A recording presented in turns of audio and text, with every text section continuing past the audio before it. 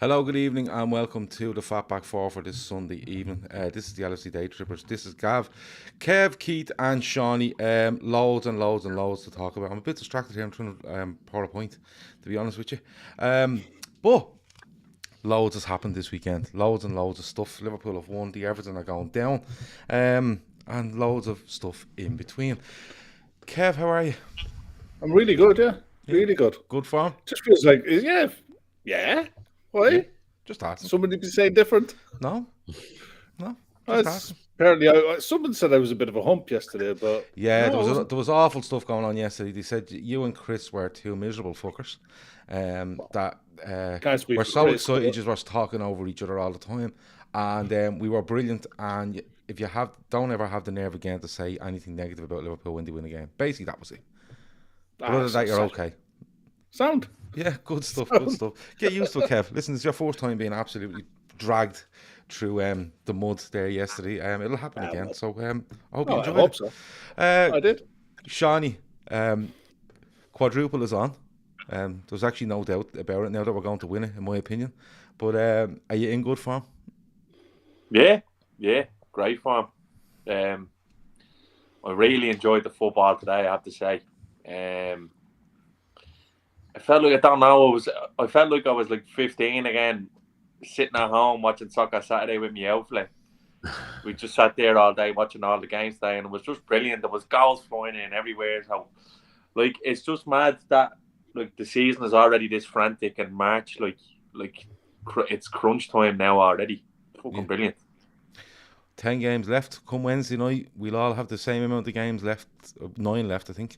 And there'll be no kind of, game in hand here, game in hand there. We'll all have the same amount of games come towards the night. Us and City, anyway. The rest of them can fuck themselves, I don't care. But us and City will have the same amount of games come Wednesday night, and we'll see exactly where we are.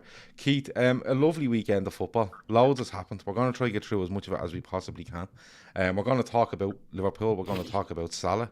We're going to talk about Luis Diaz, Everton, the bottom 3, the top 4, and anything else that comes in on the chat as well. But how are you, Keith? Most important. I'm great, Gav. Yeah, I'm great. Listening to a lot of Elton John today. A lot of Elton John.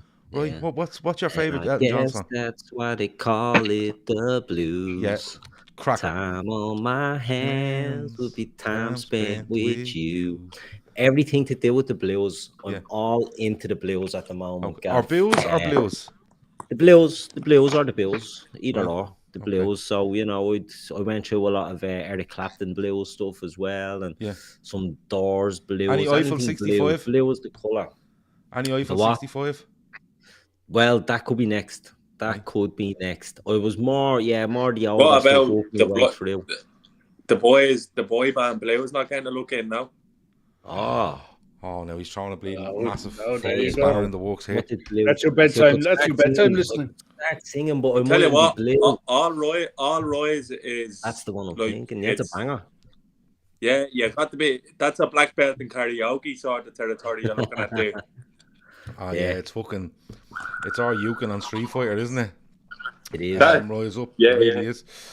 Rest my case. But Keith, you're in good form. You listen to the blues. You see what you did there. Do you like that, Seany? Do you like that? You're listening to the blues. You're listening to the blues, and it's all happening. It's all go. It's a great weekend. Seany touched on it there. It's been a cracker.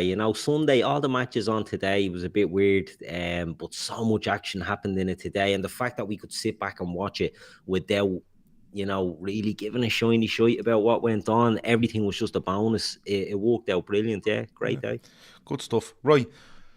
Kev and Chris covered it yesterday after the game for 35-40 minutes. They've done a really, really good job, despite what you fuckers in the comments said.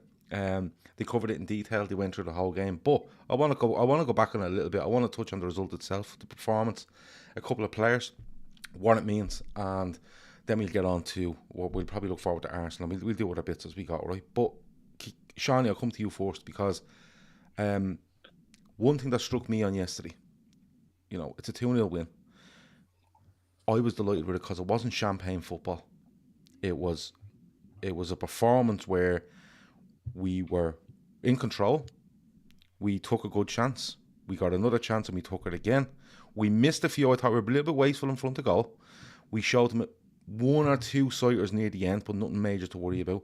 But to me, that was as close to perfect at this time of the season that you want to see in the aspects of how we won the game. Were you happy with it yesterday? Because I was delighted with it, especially at this time of the season with 10 to go. Yeah, I think it's the best we played in a couple of weeks now. I think that was the best performance-wise in terms of being completely comfortable throughout. I think they had 10-15 minutes at the start, which they will do, because that's kind of the way Brighton set up. But after that, I didn't feel like they really... Alisson makes a few saves, but makes one like you said, Gav, I think it's the closest to the 1920 Liverpool we've seen for a while, where it just looked like we're going to turn up here, we'll apply ourselves, we'll get the 3 points, and we move on. And we seem to be firing at the moment in terms of results, and we had the performance to back it up yesterday. There was a few standouts. I thought we were good. I thought we were more than good. I thought we limited them, and they seemed to we seemed to knock the fight out of them a little bit with the first goal. Yeah, I think we did. I think you're right. I think they were always going to come out and have a go. Me going into it, I was a little bit worried. When I looked at Brighton's form, I wasn't worried. But it's an away game at 12:30, and listen, it's probably a myth. We've probably won fucking 15 games at 12:30 in a row. But it's just a thing in your head. It's a bit like, Palace away. Yeah, it's exactly. It's a little bit like, when Liverpool are going for the title in 1920 and they literally won it on Boxing Day, and you're still thinking, because you've watched Liverpool in the mid-90s, late 90s, that they'll fuck it up. It's just in you. That's all it is, right?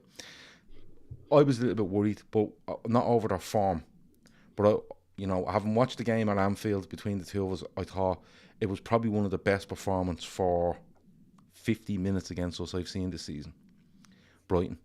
The last 10 minutes of the first half and the second half at Anfield by Brighton was one of the best performances I've seen against us this season.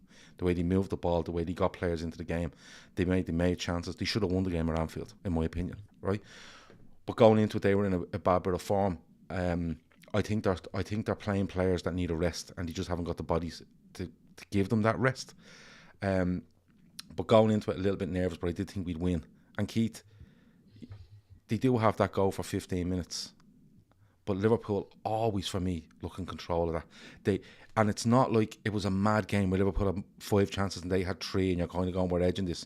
Liverpool just looked like they went in and goes, we have a job to do, we're going to fucking do it, and we're going to walk out of here unscathed. And that's kind of the way it went, and that's why I'm so happy over it.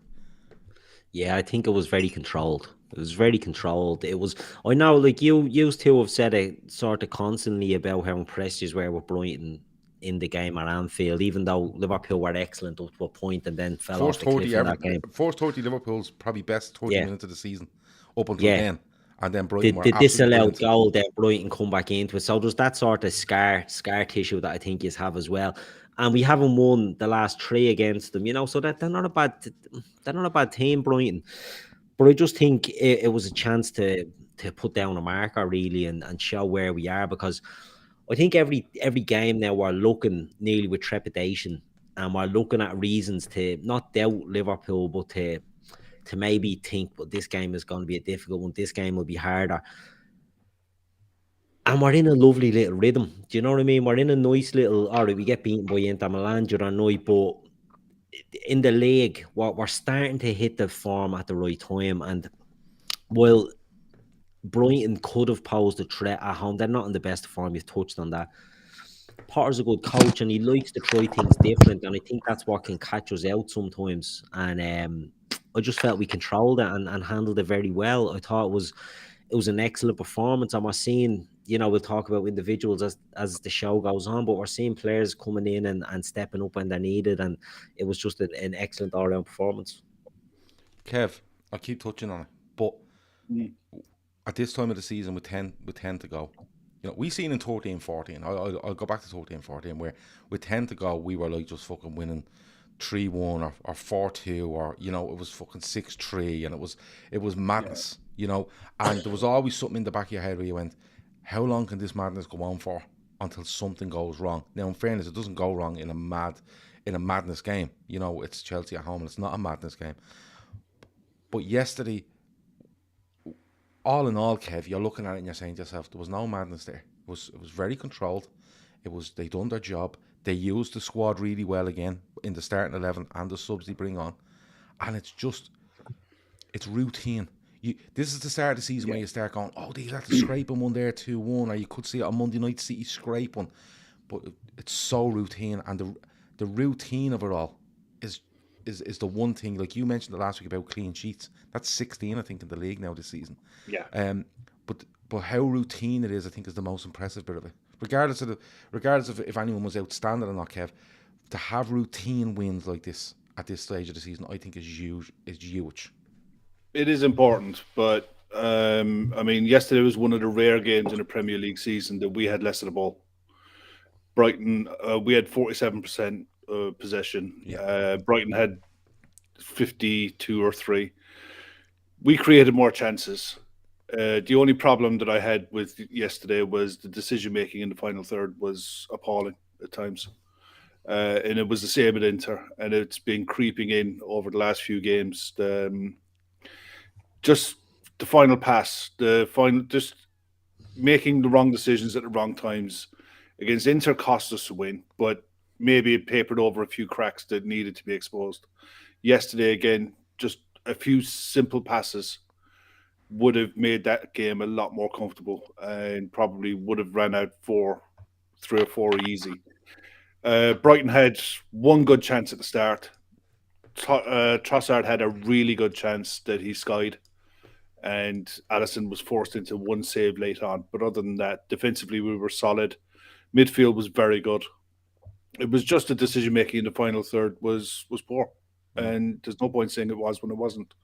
It was like, and against a better side with a more of a threat going the other way, going deeper into the final third of the season, that could cost us. So they need to nip this on the bud and sort out what's going on with Salah having 8 shots yesterday, and only having 1 on target. The one that he scuffed was a really poor effort. The one that Diaz laid across. Yeah, and I have a thing about Salah when the ball's played across him like that. I think he's poor. He just scuffed it. Yeah, I actually think if he takes a touch and comes inside and hits it with his left, he scores. Yeah. First time ball coming from air left to Salah, rolling or anything like that, I don't think he hits them well. Genuinely, I've seen him score goals by not hitting them well. West Ham at home. He did 3-2 last in week. 1920. He genuinely, I think actually a majority of the time he doesn't hit them well. And I don't know what it is about him. I don't know whether he gets caught in between placing it and hitting hard, and it just does neither. But Ali says, that was my only complaint about yesterday, is the decision making in the final third. Everything else was fine. I thought some of the build up play was really good. The shape we were in controlled the game. It never allowed Brighton to have really much in it. But there's just some things in the final third that has to be addressed. Yeah, and look, Ali says there that Klopp was annoyed at Diaz and Salah at times for their passing and their decision making, I suppose. Sukhvinder says, come on guys, 300 in the chat, hit the like button for the lads. Listen, we can't make you hit that like button, and we can't make you subscribe, and we can't make you share it, and we can't even make you comment. If you want to do it, do it. If you don't, there's fuck all we can do about it. But see how you get on.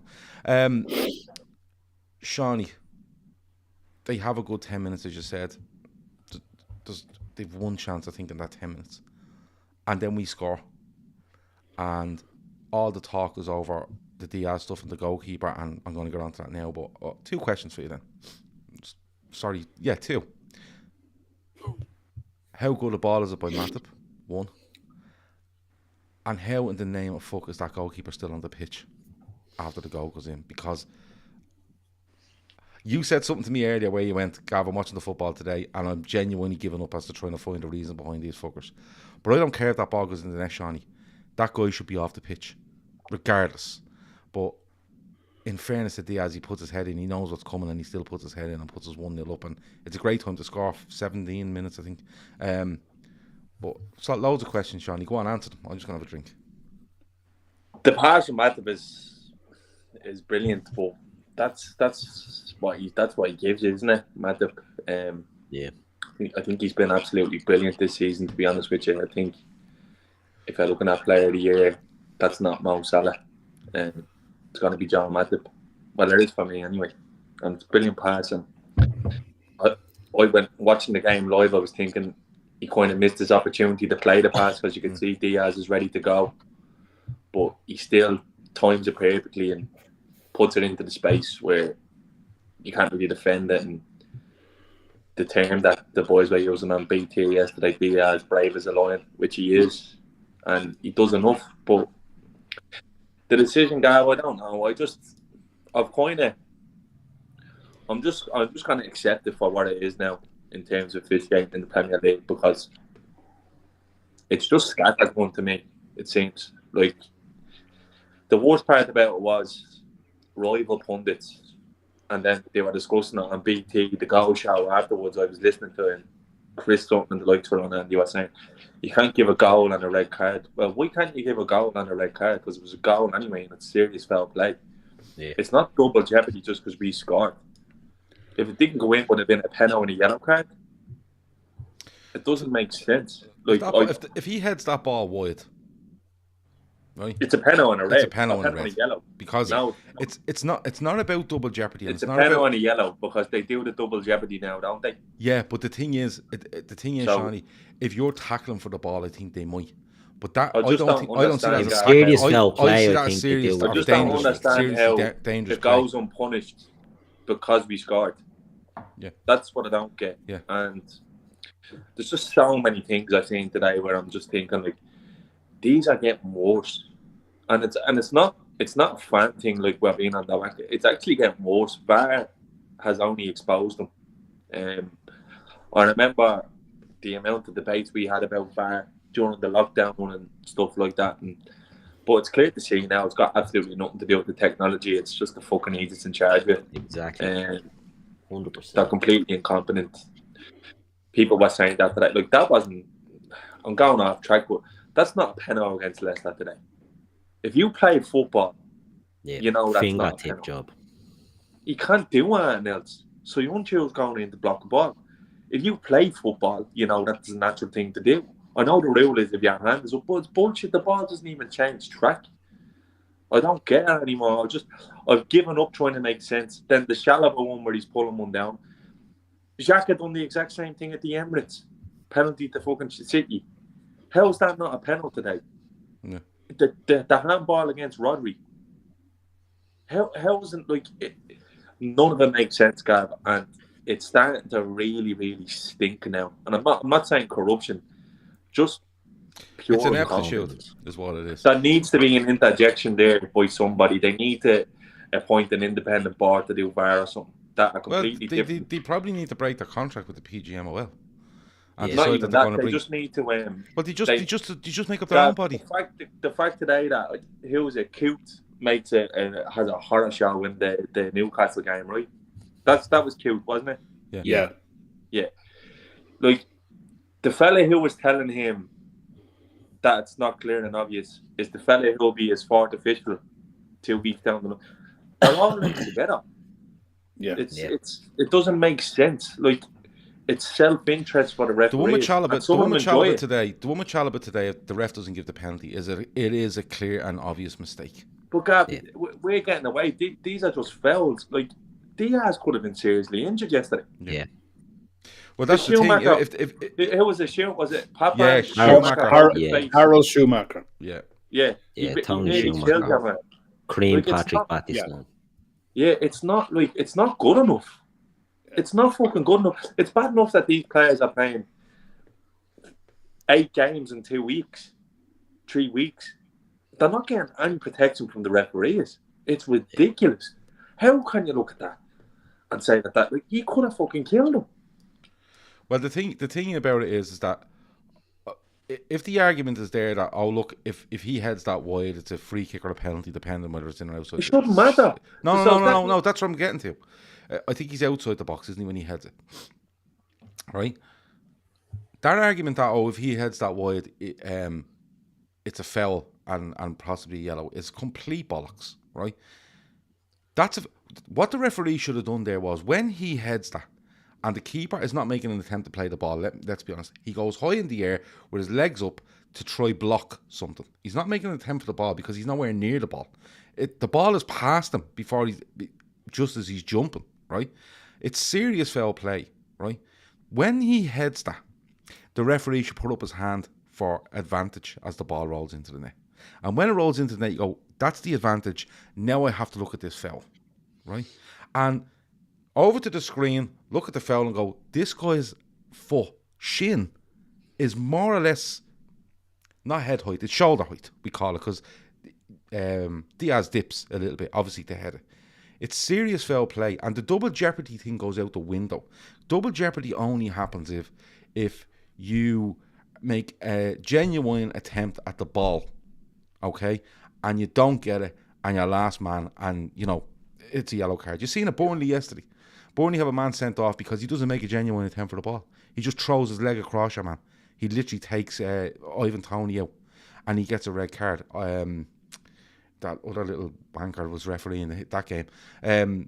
But the thing is, the double jeopardy thing, and if this happened, there's no if about it. You look at what happened, and you say he's headed it in the goal, and he's absolutely being cleaned out. He's absolutely being cleaned out. I'll put it this way: if a ball comes into the box, and say for example Liverpool have a corner, and the ball comes into the box, and Van Dijk goes to head it, and a defender comes in, shin at shoulder height, and absolutely nearly decapitates John Matip, you can be guaranteed that ball goes in the net, that guy is red carded. Absolutely red carded. Because what they do is, while they're checking that goal for, did the ball go out of play when it was being swung in, is there any pushing, is there anything, no, the goal's absolutely fine, but hold on, there's a fella over here shinning a fella in the bleeding face. It's serious foul play, and you're off. Yeah, but they said the president gave a Van Dijk, like, Pickford using his leg as a pogo stick. Like, it wasn't a foul because he's offside. So he wasn't sent off because Van Dijk was offside. But the tackle that followed, the ball was dead, so it doesn't count. Is that what you're saying? Yeah, but they came out and said they made a balls of that, didn't they? Michael Oliver came out and said he should have sent them off. So it's not. Going on it's just doesn't add up for me. Klopp the Mystic says Mane gets sent off for the same thing against Ederson. Untrue. Sadio Mane is trying to control a ball and catches Ederson. What this keeper does yesterday is he comes out, he jumps in the air when the ball is by him. The ball goes by him. Raises his knee and his knee and his leg comes up and absolutely clean. It's a red card, regardless. But listen, you've not only seen that, you've seen the one in Chalobah. You've seen Havertz. I think it's Havertz today, isn't it? That with the red on Dan Bourne, was it? Yeah. Is it Dan Bourne? It was on Dan Bourne. Yeah. You've seen the likes of that. You've seen the penalty against Leicester today, which Arsenal were winning the game anyway. But it's still one way you go, fuck's sake, you know what I mean? On that Leicester one today, they said on commentary, I don't know if you heard that the VAR on the day, I don't know, Darren English or something his name was, and he said, well, he's not very experienced referee, so he's right to send Anthony Taylor to the screen. Surely, if you're a Premiership referee, you have to be able to make these decisions. And people are too doing? Are they sending fucking people on work experience? Exactly. And this is the problem. This is the commentators who haven't got a clue how the fucking system works. Yeah. You know, the referee that's on the pitch has to be sent to the monitor because he's the one who has to make the decision. The VAR can't tell him X, Y, Z happened. He can say, look, this is what I've seen. This is the camera angle we have. Go and look at it yourselves. And the worst thing in the world is the co-commentators, the presenters, the fucking pundits have no idea the rules of the game. They haven't a fucking Scooby. None of them. They're thick as shit. They played the game and they want to referee the game. They want to pundit on the game now how the referees used to referee it back in the day. The game has changed. The whole lot has changed. And they either are too dumb or unwilling to understand or just being contrarians. No, it's not that. I think it could be the latter. It could be all of them. It could be all of them. But you see, if you, I've said this before. If a ref makes a decision and the VAR looks at it, don't let the VAR make the decision for him. Just say to him, "Go to the screen with you." Don't give him anything. Just go to the screen.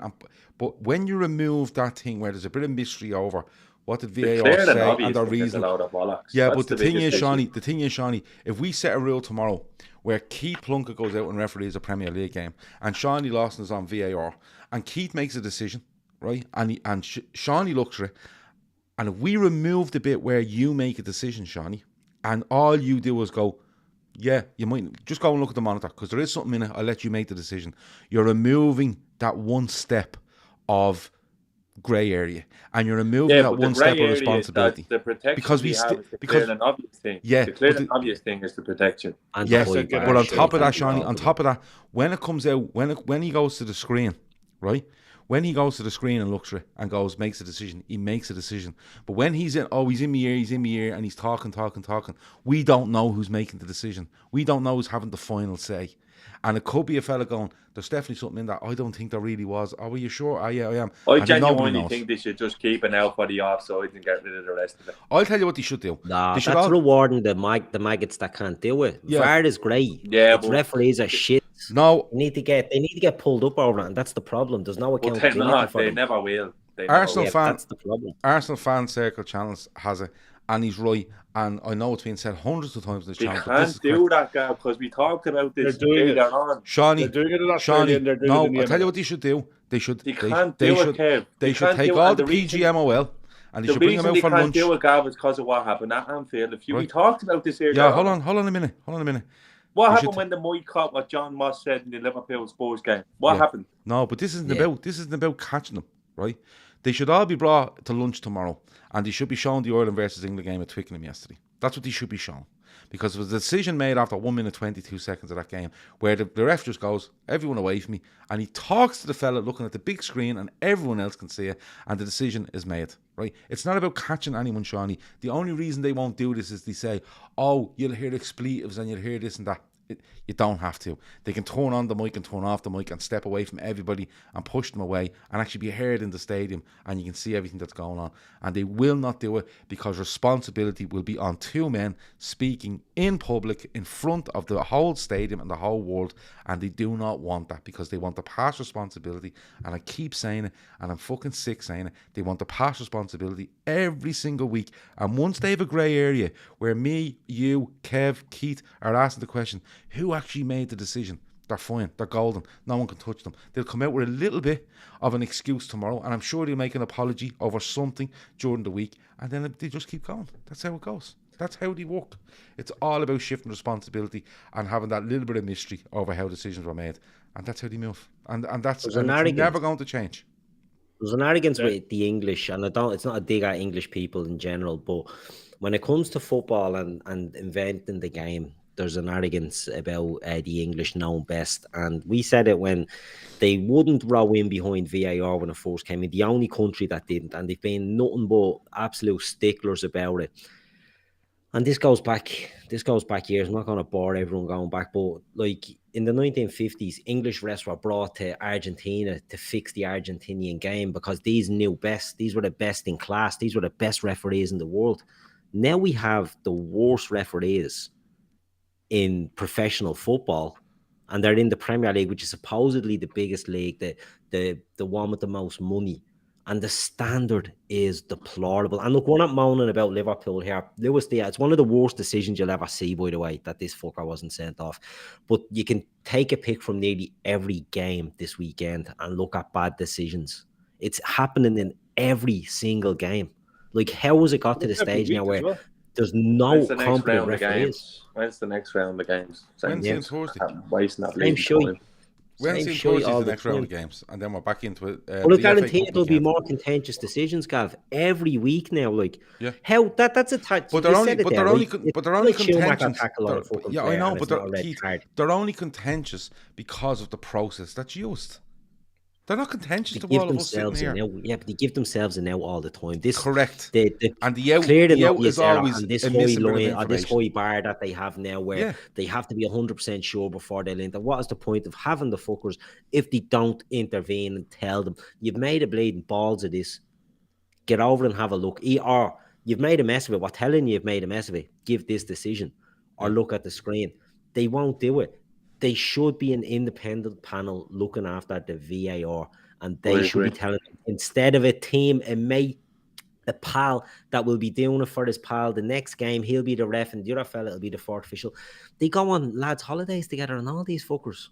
Like, this is like us for. I'm not going to pull Seany up if he's on live telly and say, like we are now, and say, like, listen, Seany, you're wrong. You've made a balls of that. That's stupid. I'm not going to do that. Do you know what I mean? Especially if he's at the paying your deposit for fucking high and happy. Yeah, not the Seany, but you know what I mean? All the boys going off to Thailand that dirty weekend in June. Let them I can see it in your eyes waiting to say that, you know that? They're all at a shower of bleeding shite. Look, come here. You know what? It's a lot of bollocks there. Let's move on. There's 2 leagues now trialing this with the miking up refs and talking directly through the commentators to what's going on and through apps on phones or through the microphone systems in stadiums. The Australian League is one, and I think the MLS are doing it as well. If the MLS do it and FIFA adopt it, the Premier League are going to be left with a choice. You can be left languishing behind, or you can join up with the rest. They've already languished behind on the 3 subs rule. Keith was spot on about introducing VAR. If they're going to lag behind on this, they'll just be exposed again. It's nobody wants to hear bleeding John Moss's chipper order from the night before. Anyway, talking to us bleeding for the fish. That's something. I know. Yeah, sound like the Riddler down the here. He's breathing hard. But listen, let's get away from them because like they are worth some of our time. Simply to let them know that they're awful. But Seany, I'll stay with you. And I'm going to hold my hands up, and I held it up to you yesterday. Luis Diaz, I'd seen him play about 10 times before he signed for Liverpool. Thought he was a good player, good winger. Wasn't sure about could he handle physically the pace. Maybe he looked a cut above in Portugal, but plenty of players have. And I was a bit meh over him, mainly because of the game in Portugal against us. But I thought he was good at Anfield. But I have to hold my hands up because people that have been on this podcast, people that have been in this chat, people that I've spoken to, just away from this just general football chat, have basically told me, listen, this fella is going to be unbelievable, and I have to hold my hands up. I think this fella is the fucking business, and everything I've seen from the pace, the power, the strength, the physicality, everything about him is just fucking amazing, Seany, and we have a real fucking player in our hands. Yeah, he's just slotted right in there, hasn't he? The goals are starting to come now as well, which is nice. I think that was kind of the only thing people were questioning was his output, probably because his performances have been brilliant. But just for something we might get onto later in the show, just relax and trust the process. When attacking players come into this team, they tend to do really well. So when some of them go, I wouldn't worry about it. It's the position, I think, in this football team where it's easiest to adapt once you have application. Look at Jota since he's come in. Even Minamino, for the minutes he's played, you look at his return, he's done really well. Origi does well when he plays, typically. We seem to get right at that end of the pitch. So I don't think there's need for panic or anything or what's going on with Liverpool's front line in the next couple of years, because if Luis Diaz is the goal boy, we're in for a treat. The fella is absolutely magic to watch. Gets you off his seat. So good technically. He just seems like he's everywhere. I don't know where he gets the energy from or the engine. He's just all over the place. His touch is brilliant. And the thing is, he's only going to get better, because I think at the moment it's sort of like a freestyle sort of thing to him, where Klopp is just saying to him, go out and play. But I think the longer he's here, I think Jurgen Klopp will probably start to build that attack around him. I think that's the way it'll work, and he's so good, Gav. I'm just delighted he's ours. I remember I said it to you as soon as I left the Porto game that night. I texted you and Keith in the group. I said he's not going to be there for long, because he's a real catalyst. He's a real go-to man. That's what I love about him. You've seen him in the final. He was our outlet get that game. Well, all these lads here are that club legends like Mane, Salah, club legends, but him being an outlet, the go-to, it's brilliant for us. I think he's only going to get better. And the best thing about it is you just know opposition fullbacks now are having sleepless nights before going up against him. Yeah, absolutely. Like Keith, I watched a little compilation video of the game against Brighton, and sorry, excuse me, God bless you. and 3 or 4 of the clips were him winning the ball back, in a left back position, in a left side of midfield position, and winning it and playing it and going again, and he's just all action. And I think it's a great point Sean he makes. Like it's a bit of freestyling by him at the minute, where he's being sent out and told, right, you need to be in this position when we don't have the ball, and when we do have it, you go and do what you need to do. But actually, when Klopp does get a hold of him in a proper way, you'll probably see him starting to get more of a return and starting to learn how to unlock teams the way we play a bit more. But so far, Keith, like Shawnee's right. When he gets the ball, you're like, fuck me, he's gonna get me off my seat. Like he sets one up for Salah, yes, he scores. He actually tries to set one up for Jota, is it? someone near the very end, and Jota, he should go on his own, and he tries to set up Jota, and that's maybe a bit of him trying to, impress his friends. But genuinely, Keith, so far, I just think he's been fucking outstanding, to be perfectly honest. Yeah, he's brilliant. He's absolutely brilliant. I was a fan of his before we signed him. But I didn't think he'd adapt this quickly and be this good off the bat. I was sort of saying I prefer Rafinha to Luis Diaz. I'm wrong on that. I think Luis Diaz just looks absolutely made for Liverpool. The way he plays, he has that street fighter attitude about him, right? That he loves to get stuck in. He's only very fucking slight, you know what I mean? He doesn't look like there's much to him. Keith, And he's getting stuck in. You're not throwing him off the ball. No, they can't get him. Intimidating him. But you know what? When he runs with the ball, it looks like he's doing a little trot, a little sort of half-paced jog. But it's long and he's strides. leaving fuckers in his wake. Lamptey is fast. Lamptey is fast. Lamptey and he was getting left in his dust. Yeah. It's just, and it's the directions he runs as well, Keith. He doesn't run what I mean is he doesn't run in straight lines with the ball. He runs at angles where he's going. If I get a yard ahead of you, you're not getting near me here. Yeah. That's one of the best shouts I've ever seen in the comments there by Jeremiah B earlier on, and it's I actually. Was it the Ribery show? He's a carbon copy of Frank Ribery. Yeah, great show. It's a brilliant show. Ribery was a little bit smaller, but just everything just injects life into the game as soon as he gets on the ball. Like you said, he is light, but I'd say the fucker's elbows are like razor blades. I'd say he's just a nightmare to play against. Like just teams that are having a different. Lamptey was handling them at the beginning of the game yesterday, and then he didn't wilt. Like, he was just like, Jesus, this fella hasn't literally not stopped for the 90. But I can't wait to see I can't wait to see him at the Emirates on Wednesday. I have a feeling he's going to absolutely wreck the place. Kev, can I ask you something? And this might sound a bit premature and me being ridiculous. Are we at the stage now where he's literally on the team sheet and so is Salah, and you have possibly 3 fellas fighting for the position right through the middle? You're getting there. I think certain games tactically going the other way, you might worry a bit against the top sides. But for me, he's the fastest player I've seen in the league outside of Kyle Walker this season, and I'm looking forward to him and Kyle Walker going 1v1 for a ball, because I think he's got more in the tank.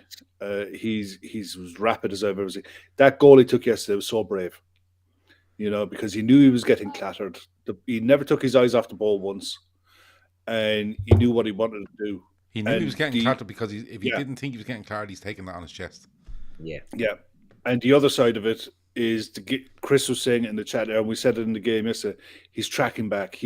Match of the Day showed a clip last night of him getting fouled, and he put his hands in the air asking for a foul, and Klopp roared at him to get up and get back, and he did. He got up and got back, and he won the ball back and started another attack. And for the rest of the game, never moaned once. He got fouled, he got back up, and he got back on with the game. It was he's almost a perfect player. Is he undroppable? I'll tell you what. At the minute, Jota and Bobby and Sadio are going to be getting a fair bit of time on the bench.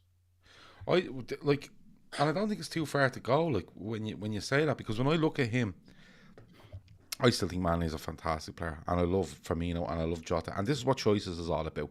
This is what having these options is all about for me. You can play Jota left, you can play him centre, you can do the same with Mane, you can do the same with Diaz. You can even put Diaz out right if you wanted. Jota maybe, Mane. You can do anything you really want. But I suppose I'll put it this way: if it keeps up like this, there's no way he doesn't start away at Man City in what could be a title decider. There's no way for me, because, like I said, I was a bit wary of him coming in. I thought it might take time with the physical side of it, getting used to what we're doing. I think, like Seany said, I think he's used them really well, where he's just went, be solid in our shape, and then when you get it, do what you want. And at the moment, some players are finding it hard to link up with him at times, but that'll only get better. And the massive thing for me is, and I think it's one of his first games where someone clatters him early, and he rides the tackle and he gives it away, and 5 minutes later he's taken that ball in 5 yards of space, because the defender knows I can't clatter him, because he doesn't give a fuck, and if I get too close to him he's going to spin me and he's gone. You know what I mean? So they're actually standing 5 yards off him, and he's a really good passer of the ball as well. So when you see all the attributes he has, he's a fantastic player, and that's great not the age right, as well. yeah, and Great that's not to age write as well. off any of the other players, because listen, if we will go into a game against Arsenal on Wednesday, who are in good form, but we'll definitely want, say, Diaz, Mane, Salah up front, but we want Firmino, and we'll want Jota on the bench. We want people they're the sort of players that change games and win you titles, genuinely, off the bench, win you titles. We've seen United do it for years. We see Chelsea done it. We've seen Arsenal do it. We've seen loads of sides do it. And I have to hold my hands up. I didn't think he was this good, but he fucking is. And I'd be very interested. I'd be very interested to see the next game he's dropped from. And I would say it'll probably be the FA Cup, because it'll be a little bit of a rest. But I think he's just been absolutely brilliant. Salah makes it 2-0. What your man is doing for the handball is fucking mad. Like he's like trying to say His head was fried at this stage. Yeah, his head was fried, wasn't it? He couldn't get in the game. Yeah, he couldn't get in the game, and we were playing around him, and he was literally chasing all day, and he just couldn't get into it. And Salah makes it 2-0, and it's fairly comfortable from there on in. But we're gonna have to have this chat around Salah's contract, right? Keith. Yeah. This is where I'm going to put you, right? And we take this as a jumping off point. Mo Salah wants a contract. Liverpool want to give him one. This is my take. We have no clue what the figures are. Okay? We have an agent who, after one comment from Jurgen Klopp saying, no change, no rush, no problem, Mo has a decision to make. The club have done what they can. Nothing really in it. Just basically, the club have made him an offer.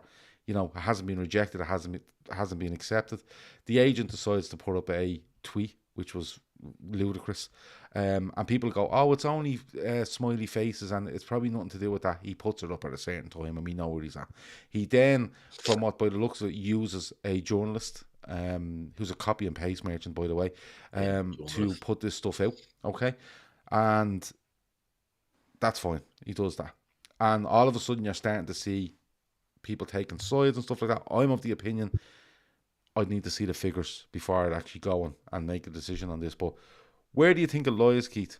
Because Salah's not coming out as well. Regardless of whether he's in the right, wrong, or wherever it might be, he is not coming out as well because of a tweet and further information that's been dropped by an agent over the last couple of days. Agents are shite bags, and I think we all sort of know that. We all agree on that. They have a job to do, and it's to get the most money for their client. They don't care about the club, they don't care about the fans, any of that shit. This fella has previous for being an absolute shithead when it comes to this sort of thing. And what we can take is that Mo Salah wants an unbelievably high wage. We can read between the lines on this and say he wants to be one of the highest paid players in world football. He already is one of the highest paid players in world football, but he wants to be closer to the Messis, Ronaldos and Neymars, Kevin De Bruyne, all these lads. And he wants to give it. Now, Liverpool obviously, I saw some tweets today that they want to make him the highest paid player in the club's history. No shit. Look, I don't know why that'd be news. I thought he already was, but they're going to want to. Virgil van Dijk They're going is to, at the moment, I think. yeah, because he overtook him on his last deal or whatever. But you know, we know he's going to be the highest paid player in the club's history. The club are going to offer him a deal. I'm not siding with the club or with Mo Salah. You know, let people get paid, but you have to have a what? No. I see what Seany says. Go on. You have to have a there has to be. The club can't just give in to Salah's demands, and fans don't want to hear that. You cannot give in to a player demanding, you know, a structure that blows everything else apart. And I don't know what the club have offered. I don't know what Salah wants, but there has to be a meeting point there. And I think what Klopp has done very, very sensibly is Klopp has come out and he's put the pressure on Salah, and that's very telling to me. That is very telling that Klopp came out. We didn't say anything bad, but he knew by speaking about it and what he said that he has put pressure onto Mo Salah. Do I want Mo Salah to sign a contract? Yeah. Do I want it to be at the detriment of Liverpool? No. So we're in this sort of spot now where we don't know, you know, what figures we can guess and assume. And, you know, I could be way off, but I think when you see this stuff going through Romano, people that say Romano doesn't get any information on Liverpool, I think Romano's a terrible tap-in merchant at the highest order. But we did see, and I think Sean, you might have shared clips of previous interactions between Romano and the agent before. So we know that he does have a connection there. And it's coincidentally then Romano's coming out talking about the key was he'll stay in the Premier League. That's coming from somewhere, and that's coming from the agent, and it's all bullshit, and it's all to try and heap pressure on. And I think Salah is coming out looking terrible out of this. Terrible. And it's not him, it's the agent. Do you know what I mean? But he hires the agent, he pays the agent. The agent doesn't do stuff without the player say so. Because if he do, it's not even that they get the bullet. It's not even that, Keith. If the agent did that off his own bat and you're not happy with it, I said it the other day on the cop update. If he's my agent, I've no reason to have an agent. I'll say it again. But if he's my agent and he comes out and says something like that, I go straight to him and I go, listen, don't do that again. Shut your fucking mouth, right? Who's Sadio Mane's agent? No idea. Who's Roberto Firmino's agent? Not a clue. Naby Keita. Same as Sadio Mane. Right. Yeah, same as Salah, but we still don't know. These guys are up in contract the same time as Mo Salah, by the way. Now, I realise that Mo Salah's is the biggest contract that we're looking at in the club's history. Fair enough. But you don't hear these agents. An agent is meant to advise and do some work on your behalf, not go out and do horrible, like awful PR fucking exercises, because it doesn't matter what the figures, like I keep saying I want to look at the figures, it doesn't actually matter now, because it'll always come across as Salah sat by and let his agent go out and do this. And it's the same with the Raheem Sterling situation at Liverpool, whose agent had him on TV doing fucking mad interviews, right? And it was like, what the fuck is going on here? Kev, is it just something where it's tit for tat now? The offer's on the table, Liverpool feel it's fair, Salah and his agent don't, and it's going to go like this? Because I think once it's out in public a bit like this, I think it's not going to end well, I'm being honest. Well, this is the game. We saw a bit of the game with Jordan Henderson. His agent leaked a bit to a local journalist. It got done around the houses, and it was sorted. Yeah. Now, there's two ways to look at this. One is it's doing the rounds again. Klopp could have cued the journalist at that press conference to look, ask me about this. I need to get this out. Otherwise, there's absolutely no reason to talk about Salah's contract, because nothing has been talked about it at all. And it's not like we haven't come off a loss and going into a game at the weekend. So there was no need for it to be asked at that point in the press conference. So I think Klopp might have queued up the journalist to ask it in the first place. Mm-hmm. But there's, like I said, there's two ways this can go. Either, like I said, he wants to get it sorted out, it's out in the public, get it done, or Salah's and his agent are trying to engineer a move to somewhere that will pay him the same as what the Messis, the Ronaldos, the Mbappes, the Haalands of this world are going to get. And if that's his motivation, then good luck to him, because he won't get that kind of money at Liverpool. That's just not going to happen. I think Steve McManaman put it best yesterday when he said, look, there's a structure, and the structure has worked for the club, for the benefit of the club, for the last 10 years that FSG have been there. It's got us to where we are now. And Mo can either live within the structure and stay and be successful and go down in history as a club legend, or he can go his own way. And you can go and talk to Seany and go and talk to the others who've left and find out how that went. If his motivation is money, he won't give two shits. But either way, this is not going to get further than this next transfer window. Yeah. A decision will be made one way or another by the end of the upcoming window. Yeah, He'll either be sold or he'll sign. Because somebody says there, Martin Dam says, honestly, the bit where it said he'll run down deal and stay in the Premier League is the part that boils my piss. If he doesn't sign and refuse to get sold, I don't want to see him next season. But you see, and listen, that's a fully legitimate opinion, right? But that opinion is being fueled off the back of what his agent has done, right? Because what Klopp actually says is, all that Klopp says is that the offer's on the table, and you fully expect that to be the case. We're 18 months out, or less than 18 months out now from a deal being at the end, or running out. So if Liverpool hadn't got a deal on the table now, you'd be in uproar going, why aren't you offering this fella a deal? What Klopp says is that the club have done all they can. Now, all the club can do is offer him something. It doesn't say that the club have reached their limit and that's what they're going to. The club have done all they can is they've offered him a deal, right? And that has to be expected. There's no problem there. It has to be expected. Right. But the bit that annoys me is the wording. His priority is to stay at Liverpool. He wants to stay at Liverpool.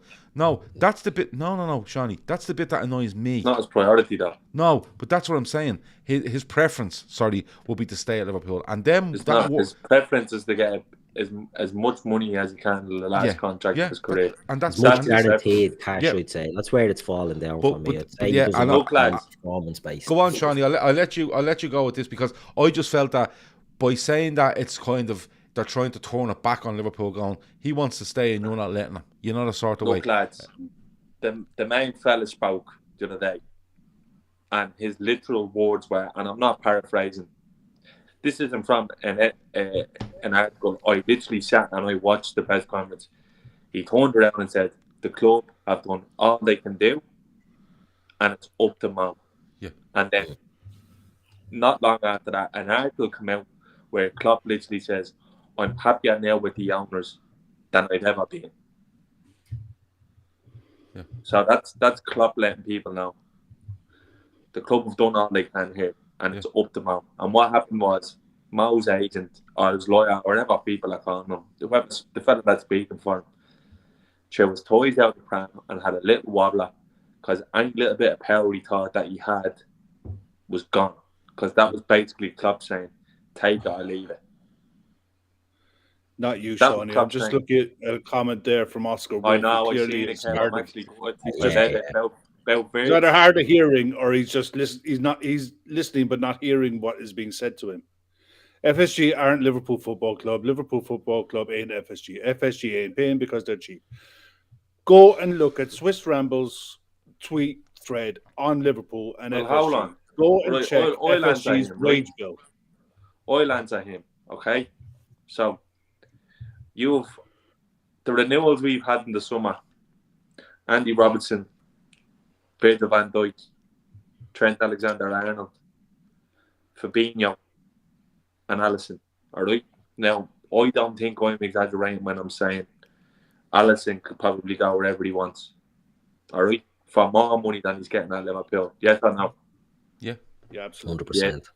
Right, Virgil off the back of an injury, you'd still think he could go and play wherever he wants. Fabinho walks into every team of world football. All right, gets paid.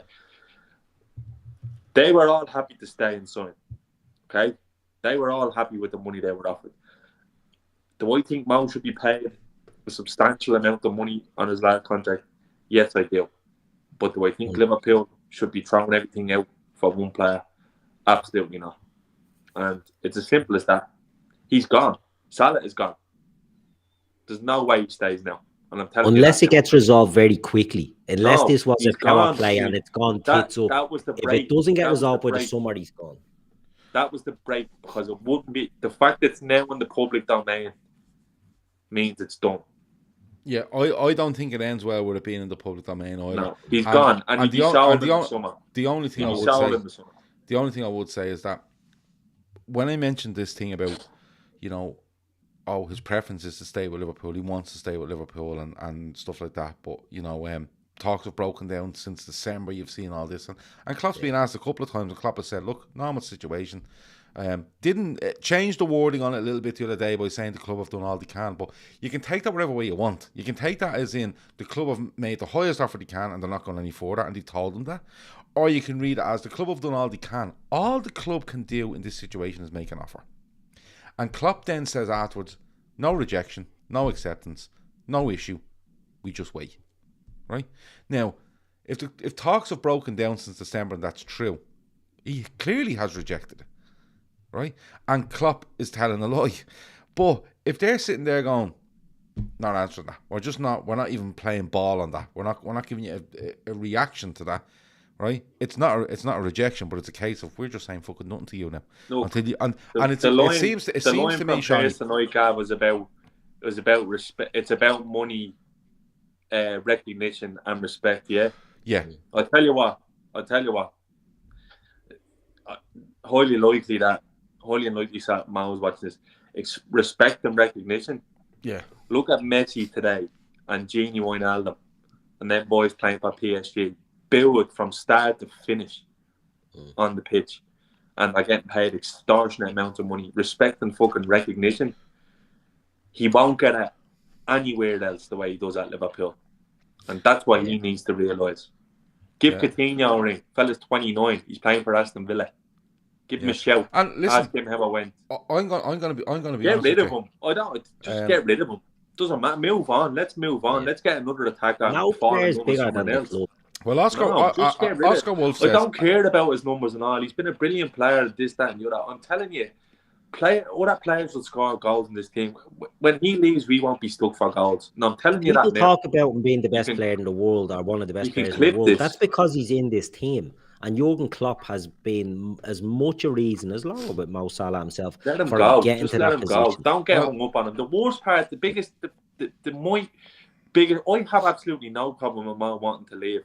I 100% respect the more if he just turned around and said he wanted a different challenge. Yeah, 100%. Well, Oscar Wolf says, really would. But the thing is, Gab, in the middle of in a season where we're in every competition, banging every competition, the week before a big game, and you're going on with this show. Yeah, I think Mo Salah's next move. It serves absolutely nobody. It serves nobody. No, it doesn't. Serve the player, it doesn't serve the agent. It doesn't serve the club. It doesn't serve anybody. It's fucking silly. It's stupid that it's playing out like this. And you know what? I'd have an axe to grind with FSG. If all the rest weren't tied down to contracts, because they're at the doing it with them all. They've obviously tried. They have a limit. They have a structure. I looked at a thing the other day. Ronaldo was the only player in the Premier League who earned more money than him last year. Yeah. Well, let me just say, I think Mo Salah's next move, and I'm going to be honest with you, I don't sit, and I am. If people feel I have splinters on this, fine. I don't sit on either side with this because I don't feel we know enough of the situation. I think we know comments from Klopp. I think we know a reaction from an agent. I think we know some leaked stuff from an agent from there on in. But really, we don't know an awful lot. Until it comes out in the wash, you can make a decision on it. That's where I would sit on it, right? But I want to touch on this because Oscar Wolf says FSG aren't paying him the money he deserves because they know his team out also deserve more and they would rather put that money in their pocket. Oscar, mate, listen. Stop reading out the comments, Gavin. No. I will because I tell you why. These deserve reaction as much as people say. No, we don't deserve reaction. Yes, they do because let me hold on, Seany. Talking out a hole. Seany, hold on, please. There's no substance to anything that they're saying. Please. They don't put any money in their pockets because if you go and check out the accounts for Liverpool Football Club, every penny that comes in goes out, and they posted a loss last season. And if they posted a loss, they haven't got any money to put in their pocket. That's the first thing. The second comment is Salah is the 16th highest paid player in the Premier League, 34th in the world. It's actually laughable. That's completely untrue. That's It's rubbish. completely untrue because Salah is paid on a base wage with a huge bonus structure behind him, and I think actually he might be the 5th highest paid player in the world at the moment if you include bonuses. That's what I think. I could be wrong, Neymar, but I think Messi he's about and the 5th. Ronaldo, the only players Messi, way more money than Neymar, him last year. yeah. And these fellas are all brands. Yeah, These are all economies. brands. Everyone's going around saying how big Mo is in Egypt. I tell you what, do you know what? It's a good indicator, right? And I'm not saying it's right. You want to know how big a player it is? Go on to Instagram and look at that following. All right, because that's where money is these days. Whether people like it or not, Instagram, it's all in there. Look at Mbappe's followers, Haaland, Neymar, Messi, Ronaldo. They all dwarf Salah in comparison. Is he going to get more popular if he moves to fucking Paris? No. Is he going to get more votes in his Ballon d'Or if he goes to Paris? No. Let him Is go he on closer to a Champions League if he goes to here. Paris? I'm not for 1 second saying I hate Salah. If he stays, great. If he goes, I don't care. Honestly, I really don't, because better players have left this club than him. Maybe not with legacy work. Better players have left, and not many have walked out. Even look at Suarez, the one you could say that did walk out. What happened to him at the end? Fucked off by Barcelona, because at the end of the day, he was just another player. You don't get the adulation anywhere else the way you do at Liverpool. If he wants to get loads of money for the end of his career, come on, just say it then. Don't be doing this shit. Just turn around at the end of the year when you've won a few trophies and turn around and say, I want a new challenge. I think his next move should be to turn around and go, listen, I'm not discussing any contracts at the end of the season. It's not important. I think it'd actually be better for everyone. But look, it would have if his agent didn't come out the way he came out. Yeah, exactly. But I think that's the unfortunate mistake. Yeah, but I think Kev, if he turned around tomorrow and went, listen, this stuff has blown up over the last couple of days. I'm not talking about it.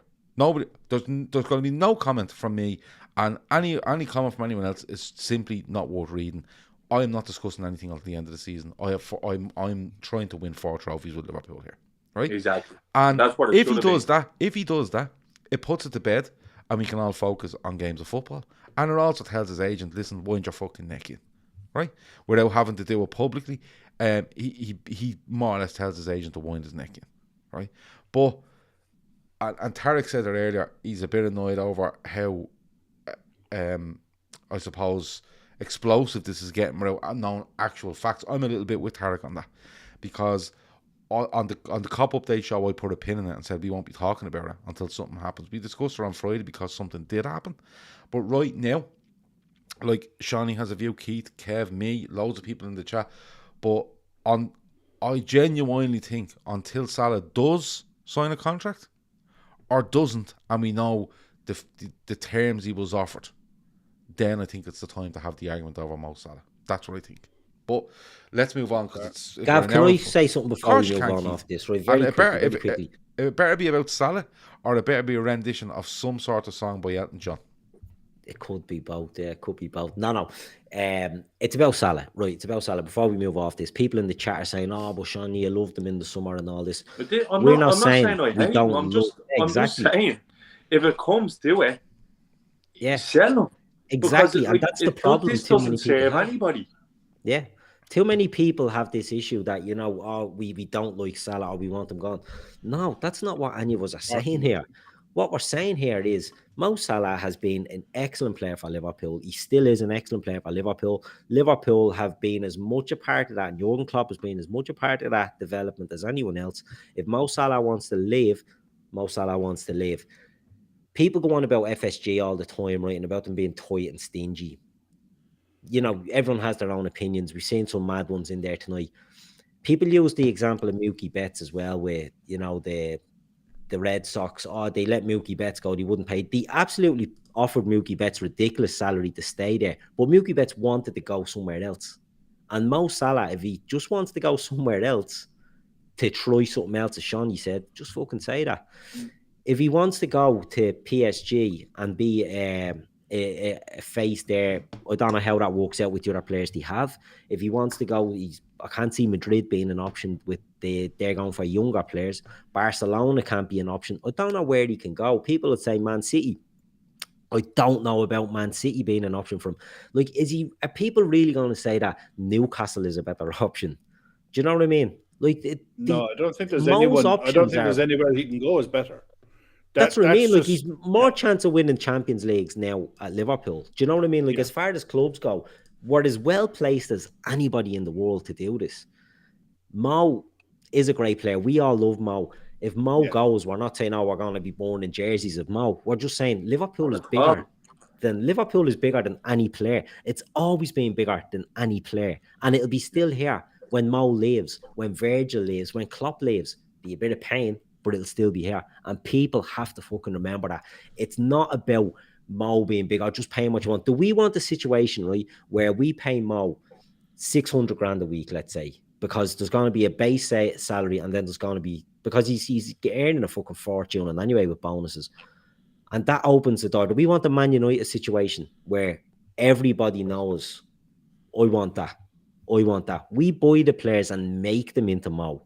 We don't hand out this fucking money willy-nilly, and it'll make the club's job a lot harder. We have to be careful with this deal. FSG, the club will offer him what they think is fair. Mo may or may not like that, and if he doesn't like it, he moves on. But we can't get hung up on fucking FSG this or Mo that. I reckon, like, people are throwing out numbers and all that, and I agree with Gav to an extent that you can't really. No one knows. You can't make up your mind on whether the owners are right or wrong in this situation until you see the numbers. But the way I look at it, I'd imagine that he will be the highest paid player at Liverpool in accordance to the money the rest of them are signing on. And they will have a down, like they will have like financial scientists going, yeah, give him Virgil this based on that. This is what Salah is worth. Now that could be 350, 375, 400, wherever it is that they've offered him. The fact that Klopp has literally said they've done all they can. That he said that. He has said that, Gav. That's not paraphrasing. He's actually said that. They've done all they can. Yeah. Well, but you can read that either way. You can read it where Liverpool. You can't read it either way. He's literally said the club have done everything they can. Yeah, but everything they can. More. Shawnee, if you work for me and you want a pay rise, right, and I offer you a pay rise and you don't come back and offer and answer me, I've done everything I can. That's what I'm saying. You can read it anywhere you want. Oscar Wolf says a month ago you were saying FSG should break the wage structure for him. Trust me, if Mo Salah signs with Liverpool, he's breaking a wage structure because the structure at the moment sits at 220 grand a week for Virgil van Dijk. It will be higher than that, which in turn breaks the wage structure. There's not many things you could do now between now and the end of his contract he could do to make me hate him. That's the God honest truth. Yeah. Aluminium's given out because we haven't moved on from this subject, but I think it's a very important subject to talk about. The last thing I'd say, I promise you, there's not many things you could do between now and the end of his contract that would make me go, he's a fucking arsehole. Like, I can't stand him. His legacy means nothing. He's been the best attacking player in the country since he's landed in Liverpool. No doubt about it. Not doubt that thought. The only axe I have to grind is his big head agent disrespecting Jurgen Klopp and the club, because they will come before everyone else. And the fans as well, exactly. Because he's using the fans as weapons against each other and the management. And he learned fairly quickly that it doesn't work like that at Liverpool, I feel. I think he got a short, sharp shock yesterday when he... 100%. When you go through the replies, you're going to get a backlash of people's, the give him what he wants attitude. But the facts of the matter are in the financial statements. Liverpool, I think, have the third highest wage bill in the league. And we're getting the right bang for our buck because we're in all four competitions. Now, Manchester United are paying, I think, 600 grand a week for three goalkeepers. I'd hate to get into a situation where we're trying to equate what Manchester United pay their players to what they're getting in return. Now, our wage bill is one of the highest in the world when it comes to sports, when it comes to football, bar none.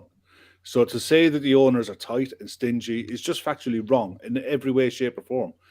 Go and read Swiss Rambo. Go and read the figures. Educate yourself. don't embarrass yourself by coming out and making statements like that they're tight and they're this and they're that. It's just embarrassing for you at this stage. There's no excuse for it. A year, 2 years, 3 years into FSG, it's just a laughable comment at this stage. Emma Kavanagh can't find Sadio or Bobby's agent online. You can't actually find the name of them, which is actually absolutely. You go to transfermarket.com. There is a link to whose players' agents are. All right, okay, well there you go. But he can't find them. Listen, Emma Kavanagh could be looking on Bleeding Domino's Pizza website for them. I don't fucking know where he's looking. Lads, I have to go and get another can. So, 2 things before we finish. I want to start off on. We'll do this now as a regular thing on a Sunday after the weekend's football. But let's start with top 4. United beat Spurs this weekend. Arsenal had a good win against Leicester. West Ham won. Where do you see it going? Keith, then Kev, then Seany. Top 4. Has it changed for you this weekend? Big win for United against Spurs. Big win for Arsenal today, but I don't know. It's papering over a lot of cracks, and I think there's still stuff to be played out. Spurs are looking too inconsistent. They're the ones I thought would get it because they've the best manager maybe and the best attack, but they sort of not blew it against United. They did blow it. They lost an opportunity there. Arsenal have a lot of games in hand, but when you look at the games in hand, they're sticky wickets. I don't expect them to get out and off us, because genuinely don't expect them to get out and off us. And I think their other games are Chelsea and Spurs. Is that their other games in hand? Yeah. So Spurs there's no guarantees that they'll have to play United as well. Yeah. So there's a lot still to go. I genuinely change my opinion on this all the time. I think Arsenal, if I was, put it this way, out of all the teams there, if I was an Arsenal fan, I'd be happier than if I was any other fan, because they've got a young squad. Not at the moment. I mean, for the future, the way things are lined up, they've got a young squad there, and they've got a manager that, like him or load him, he's making big decisions, and my respect looks is like some of them are paying off. Yeah. It looks like he's not afraid to make these calls. Whereas other clubs, like Conte, 1 week is the best thing since sliced bread. The next week he's having fucking breakdowns about fans and walking away and not being good enough. Like, this fella came in, he was Billy Big Bollocks to England, and now a couple of months at Spurs and he's down to whether he's even a good manager. Like, that's an absolute basket case of a club. Manchester United, all over the shop. They have Ronaldo, who can win them games like he did yesterday, but they've Harry Maguire, who's absolutely septic. So there's a lot of pros and cons. I'd be happier if I was an Arsenal fan, but for this run-in, I don't fucking know. I genuinely don't know. I think any of them can take it, because there's nobody. Arsenal on a nice run. Arsenal's hands. But their games in hand are not gimmies, and that's where the games in hand. The games in hand are Spurs, Liverpool, Chelsea. Yeah, and they're away in 2 of them, home to us Wednesday. Yeah. And Arsenal, listen, I think Arsenal could lose against Liverpool and lose against Chelsea, but if they go and get a result against Tottenham, I think they're more or less calm and dry, because United don't have it in them to run them, and I don't think West Ham have it in them. I don't know about that. Don't know about United. Nah, we just stop it. They're fucking terrible here. I'm telling you, Gav, he scored a hat-trick yesterday. Yeah, but he didn't play last week. And I'm just saying, he is the only reason why United have any chance. I know, but he's the only reason why he turned up. He's one of the reasons why he turned up at Man City last week and got absolutely spanked around the place. Yeah, he didn't fancy playing. But you can't blame him. You can't say that. I think the longer United stay in Europe, the more chance Arsenal have. I think Spurs can't break sides down for love nor money. They can defend the lead, but they can't break sides down at all. G10 said, as good as Liverpool are, Maguire's been my favourite player to watch this season. It's hard to blame him for yesterday. He couldn't I respect my statement. I just, when you think about Harry Maguire, man in the team, he's played. And Varane, who's one of the most overrated centre-backs of all time. Seany has relinquished his Leinster fence-sitting title tonight. Oh, wow. Seany, you'll have to get that back. Maguire is truly shocking, says Hannah Malone. It's between Man United or Arsenal. Kev, can you see Spurs getting back into this? Can you see West Ham hanging on in there? Because if West Ham keep winning, they're putting points on the board, in fairness to them. Didn't they lose Antonio to injury today? Sorry? Antonio went off injured today, did he? I don't know how serious it is. don't know. I seen the Yarmolenko scored, and I seen his celebration after. Brilliant. Look, Yeah, brilliant. I haven't seen it. Yeah, look, it brings it all back to football is a game. When you see a celebration like that, football's a game. And for all of our shouting and balling and everything, it is only a game. But no, I think Spurs' biggest problem is they struggle when they have to chase games or they have to break sides down to get a win. Yeah. I don't think they're in the conversation. Arsenal, I think. Arsenal, this version of Arsenal will be the toughest one that we've played this season. They're not a bad side; they're a good side. Class. They could fall away. They could do their usual and fall apart. But I think the core of this squad is 22 to 24, 25. If he can get into I think he has to get into the Champions League to keep that side together. If he doesn't get into the Champions League, then they'll be raided because there's 2 or 3 players in there that the elite clubs around Europe will definitely try to look at. Martinelli being one. Yeah. Martinelli being one. Saka is another one. And probably Smith Rowe as well. I would be very surprised. Yeah, but he's new in and he's on a long contract, so he could be there for a while. But it's in their hands, and they'll be delighted with a point against us. But you have to look at it. Two they'll be absolutely ecstatic. 2 of Arsenal, United, and Spurs are missing now. Yeah, I think it's Spurs. And when you look at Arsenal, need it to protect the players they have. United need it because they're Manchester United and they feel they should be there, and it's just another kick to them. And Spurs need it because they couldn't have built the stadium at a worse time, and they were losing money all over the fucking place. And they I think what came out, I think they probably lost the most money in the Premier League due to COVID. So they badly need it. So it's going to be a huge kick to 2 of those 3 sides. I think if Arsenal don't get it now at this stage, it's mental. And I've said about Arteta, I just thought he was a bit weird, and I thought he was. I didn't see what they seen in him. But I have to hold my hands up again, and I have to say, not even the football side of it, the decisions he's made. Yeah. The Aubameyang decision is huge. That was a great huge decision. Because he's basically went, you're club captain and you're acting the prick, and I'm going to show you now. And I don't care if you're on 350 grand a week, and I probably don't care if you're probably our most valued player. You're gone. I have, and you know something, you have to probably give Arsenal the club some credit where they went. Yeah, do you know what? Let him go on a free. We'll take the hit. We're not getting a fee from. Fair enough. He's 33 or whatever he is. Let him go. Yeah. This is a longer stage project. And the thing is, a lot of Arsenal fans that I've spoken to went, we don't know what the plan is. Yeah, we've young players, but we don't know what the plan is. And I think you've probably seen the plan evolve a little bit out of Arsenal. And people know I have a big thing about watching Arsenal and how they get on, because just from when I started watching football, it was Arsenal, United and Liverpool. But you have to give him credit, but he still has to go and finish the job, because you have to remember he's 10 games out now, and he's in a position where he should really make top 4. And he'll never get a better chance. If he doesn't, it'll be a kick to Arsenal. I think it'll be a huge kick to him if he doesn't, and I think it might be. But just quickly around the table, I'm going Arsenal. Kev? Yeah, Arsenal. Shawnee? Yeah, Arsenal, yeah. Go Arsenal, yeah. Yeah, Arsenal. Yeah, okay. Right, now, the best bit. The bottom 3, because I'm going to throw it out there. If Everton don't beat Newcastle on Thursday night, I think it is, I think they get relegated from the Premier League. Shawnee, what do you think? Because they looked appalling today, by the way. I've been forensically kind of examining this for a couple of weeks now.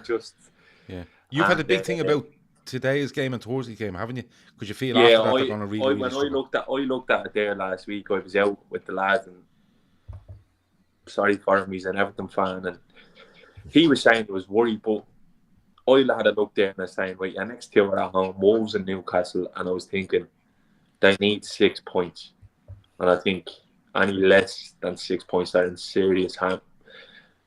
My issue with Everton is they're not trying. It just looks like they're not trying. 100%. But you look down there, Brentford are at the digging out a couple. Leeds get a late winner today. But they look like they're fighting, Johnny. Burnley are fighting. All the teams around them are fighting. Watford fighting. Yeah. Everything just looked like. Do you know what? I think the likes of Leeds and all would have had players who have been in the Championship and are literally scrapping to say next year I'm going to be a Premier League player. Yeah. But I just think that the players worth any bleeding mention in the Everton team now. We got down, I'm gone anyway. Sort of thing, you know what I mean? I won't go down with this ship. I'll put my hands up and surrender. There's one day for Keith. Yeah. The little Doido reference. Ray L. Doido, I love it. I think they needed to win today. And the fact that nearly every other result went against them, I'm not going to say it's ominous, but it looks really bad for them, Gav, because not only are the players down in tilts, the ground empty today after the red card. Yeah, it was ridiculous. And it's just, it's not good. It's not good. To be honest with you, I said at the time, I had no idea what you had done hiring Lampard because he's done nothing in the game of now. Honestly, yeah. He bought the promotion with Derby. He done nothing with Chelsea. I don't know. I'm not sure what sort of chops he has that he gave him that job. I think the only reason he got that job is because he wasn't the other fella, like sort of thing, you know. Yeah. So I think they're in big trouble. Watford looked like they were down and out after the game the other night, but they got a big result today, and they're going to be right in it now. Like, and there's no point in having games in hand when you can't win a fucking game. Yeah. Yeah. Albatross the air around their fucking neck. Just to read a few out here. Laura Duffy, Leeds, Burnley and even Watford are fighting. Red Steve said, we'll all laugh if everything goes down, but the smiles will be wiped from our faces when we're watching fucking Burnley every week on Match of the Day, which is fair. Everton, John says, Everton, you can tell they've never been in this situation, so they don't know how to fight. They looked bereft of ideas today. And what I mean by that is, when you're down there, and you see managers over the years say this, right? This isn't me telling you. This is from watching fucking football for 35 odd years, right? When they're down there, you always see managers saying, we're putting her in, we're working hard, we're scrapping, we're being a bit unlucky. Frank Lampard can't come out and say that after today because they didn't chase, they didn't hurry, they didn't put in tackles. There was one instance near the end of the game today where Podence, I think, had the ball on the left side of the midfield. Everton, the ball goes up 5 minutes injury time, whatever it was. Podence loses control of the ball, and Holgate or one of them is coming onto it. And Podence makes a dash, dives on the ground, flicks the ball away, and three Everton players are standing there looking at him, where they should be all over that trying to get it back. And when I looked at Everton today, like Seany says, they're not trying. He's bang on. It's not like they're trying and you go, look, he's trying, but they're just not good enough. Anthony Gordon isn't good enough. John Joe Kenny isn't good enough. And they probably aren't anyway. But you turn around and you say, but they're trying. They're putting everything in. They're not. Richarlison is doing little runs for no reason. I seen Richarlison earlier running 20 yards to get back to the halfway line. The ball was about 50 yards away from him. Didn't have any need to run back there. But when you look at Leeds, Watford, Burnley, Brentford in particular, they're all scrapping and they're playing to their potential. They're playing with intensity. They're trying to get the ball. They're trying to defend. They're trying to play in midfield. They're trying to attack. They're trying to score goals. Everything to me looked like we just take shots from somewhere, and it just looks very, very weird at Everton. And the big thing for me is, and Keith said it a couple of times in fairness to him, games in hand are a noose around your neck if you're not playing well, right?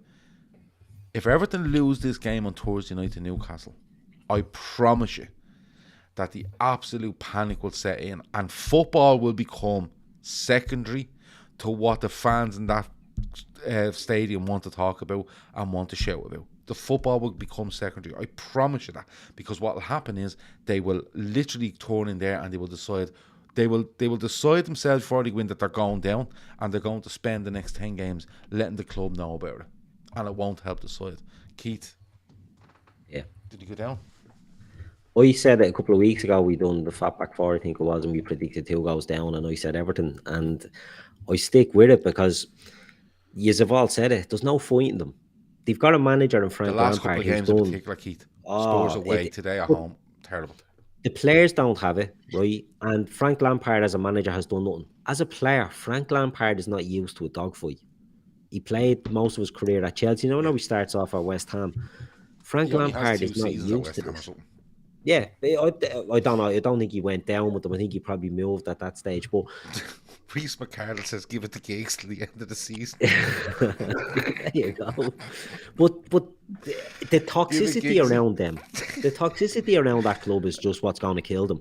And it's probably for the best. I think they should get relegated, right? They won't agree. Everton fans won't agree, right? I think they need to get relegated. Do a Sunderland, go down to League 2, down to League 2, and start again. Because this living in Liverpool's shadow is killing that club. The fans of that club are eating them from the inside. It's absolute poisonous.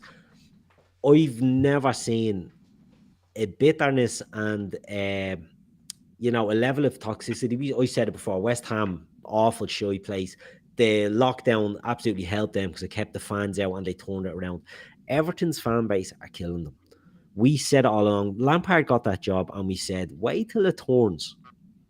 Wait till it turns. They're doing flags about he gets us, he does this. It's turning. He'll be ran out of there. He'll be bleeding lashed out of it. They are an absolute shit show of a club. They need, I think, to go down and regroup. They can put that new stadium in the bin. They can fucking do whatever else they need to do. But this is, I'm being tongue-in-cheek about it.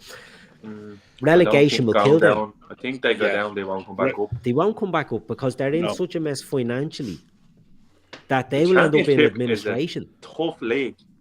Yeah, and they could go worse than Sunderland. They genuinely could. The level of debt that club is carrying is crippling. Even for if they stay in the league, it's crippling.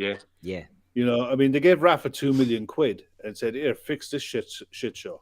And he brought in their best player. He brought in the best player they have in the season for 1.7 million, for God's sake.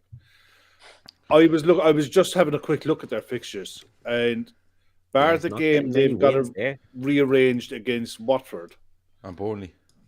Yeah, I haven't got a clue where they're getting wins from.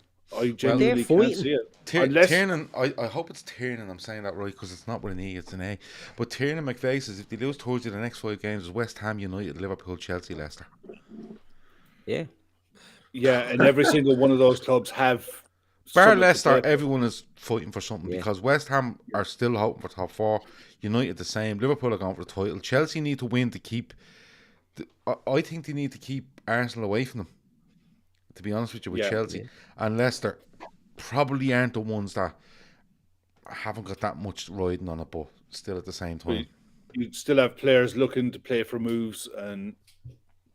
God knows what. Maybe there's a late shot of a Europa League spot or conference football. Anything. They want to stay in Europe as much as people deride the conference and the Europa League competitions. Leicester will want to be in and around that, and I think Leicester have a few games in hand as well. They could push their way into it. They've more of a chance of staying up with Rafa Benitez than Frank Lampard. 100%. It's crazy. I can't get over how a club like Everton. Since this new owner has come in, and how much he's wasted, and I can't believe it. Because look, let's be honest. Rivalries aside, here, Everton are as big a club as you're going to get in English football. You know, outside of the power 2, the power 3, which I think are Man United, Liverpool, and Arsenal are the big power players. Everton are in the next bracket below that.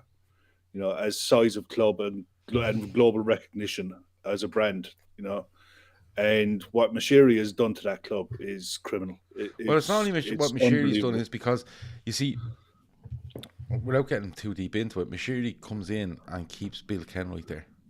You should say to Bill Kenwright, listen, will you go away? And I'm bringing in people, but you have nearly a power struggle there where Bill Kenwright wants to keep the tradition of Everton and do this and do that and do certain things. Mashiri wants to do it another way, and you have a mixed match of people then that are involved in making decisions at the club, and they're probably pulling against each other. They're not pulling in the one direction.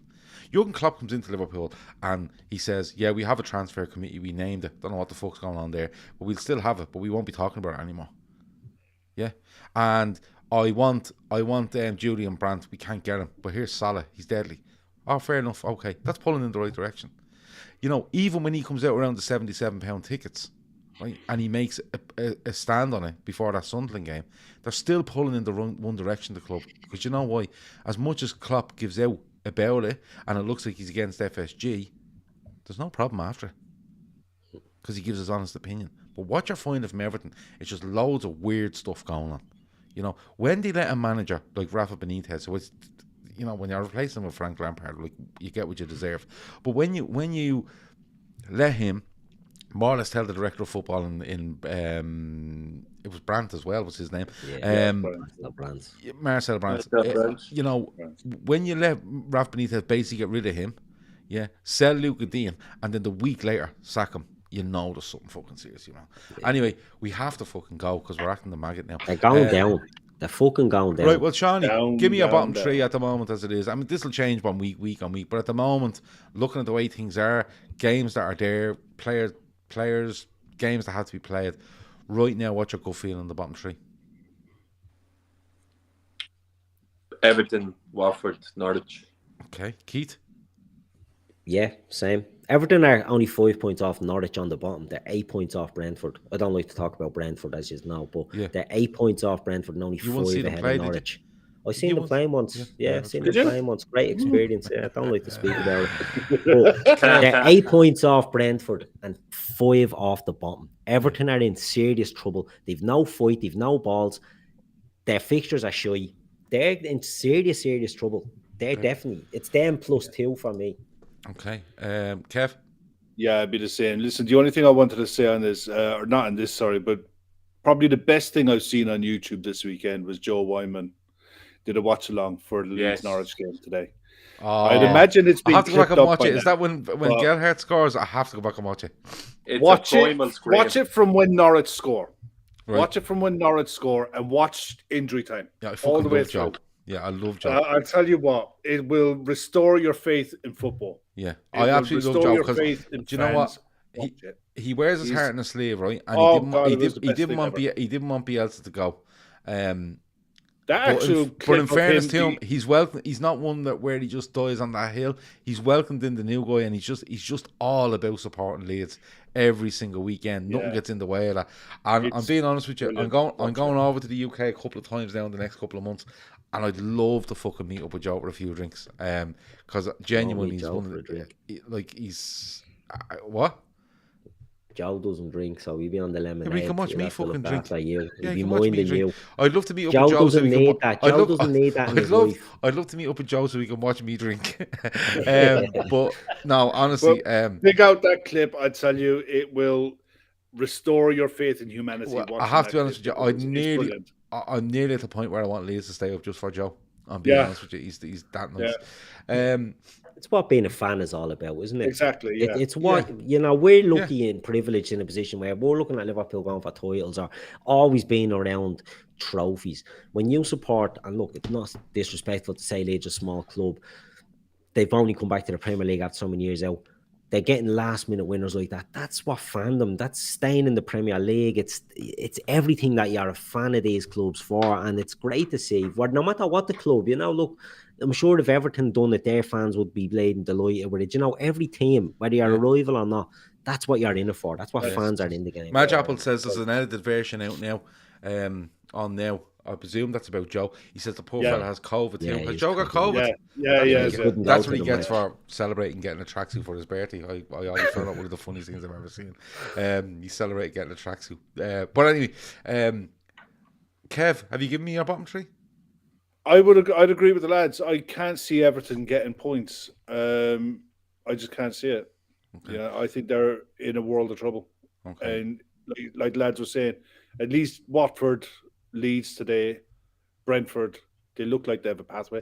Burnley have experience, but I think they could be in trouble as well. Yeah, Burnley were actually okay against Brentford yesterday and hit the bar with an unbelievable shot from Jay Rodriguez yesterday before Burnley scored. Yeah. But like that, Burnley have got the experience and they look like they've some fight in them. I know they lose yesterday, but they were fighting to the end. Yeah. I agree with you all. I think Norwich, Watford, and I think Everton are in a world of trouble.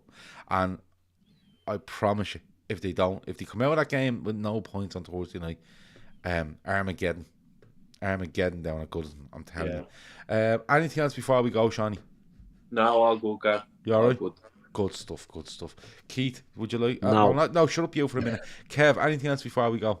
Yeah, LFC women won today 1-0. Scrappy won apparently, but they've kept a 7-point gap at the top of the table, and it's looking good for them now. Yeah, so, they're close to promotion, fingers aren't crossed. Yeah, Only they're one really goes close. up. How many games are left?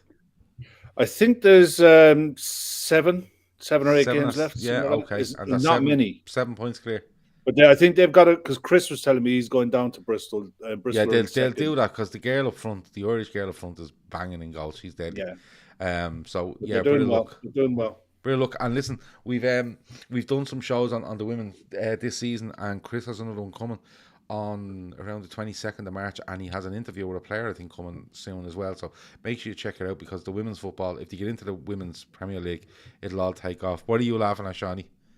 Are you laughing at Ferranda Cheese again? He's a real attention seeker, isn't he? He's off the bleeding head. Oh my God. Actually, I'll read this one out. He says, lads, Tinder for rookies.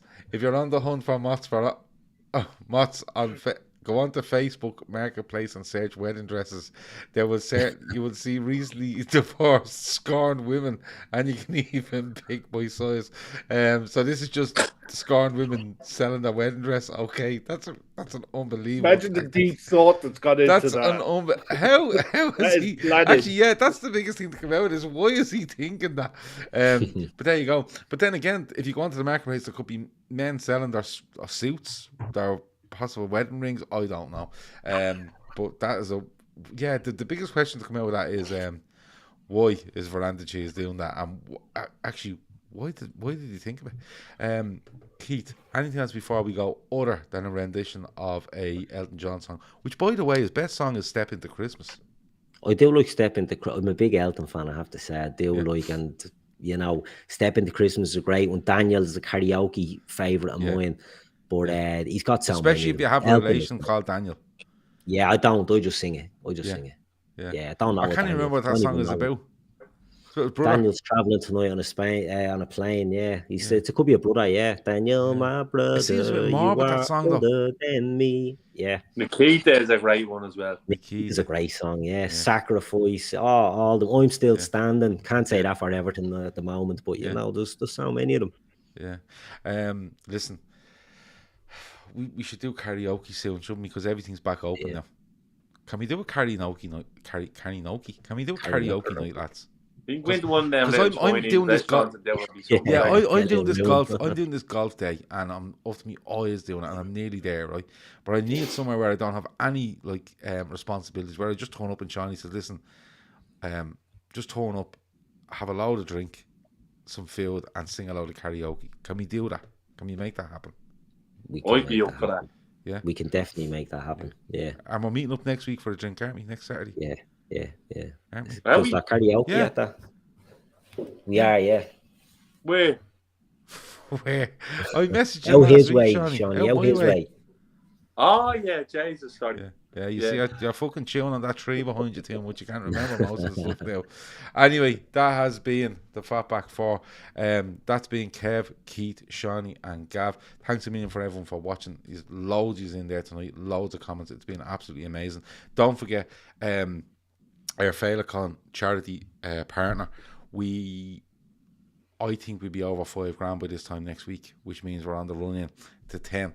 The golf day, there's about 4 tee boxes left to sponsor. If any individual or group, or if you just want to get together in the chat, right, and put money in together and sponsor one of the tee boxes, and we can call it the Trippers fucking live chat sponsors this golf hole. It's €100 each. Go and check that out if you can. If you can't donate, link is in the description. If you can't donate, go and share it amongst your friends and family, and we will get to that $10,000 for that charity, which is absolutely brilliant, to be perfectly honest with you. 274 likes.